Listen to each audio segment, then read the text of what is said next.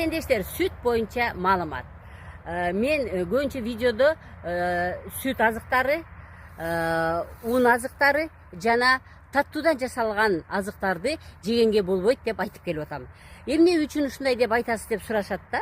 Себеби un азыктарында глютен деген зат бар, ал бизге сиңбей, аны сиңире турган биздин ферменттер аз болгондуктан ал бизде сиңбей калат дагы, ичеги карында былжырды пайда кылат. Ал эми сүт азыктары эмне үчүн айтасыз дейт да. Сүт азыктары аларда казеин деген зат бар. Ошол казеин ал дагы бизге сиңбейт, аны сиңире турган бизде фермент жок болуп, казеин дагы ичеги карындагы былжырдын пайда болушуна алып келет.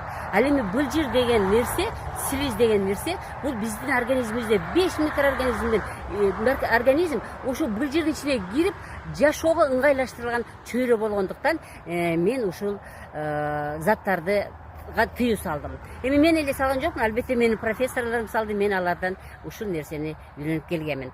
Таттуулар булар тоже шириндиктер дагы бул грибкилердин, ошо биздеги майда жандык, грибки деген майда жандыктын көбөйүшүнө өтө чоң өбөлгө түшөт.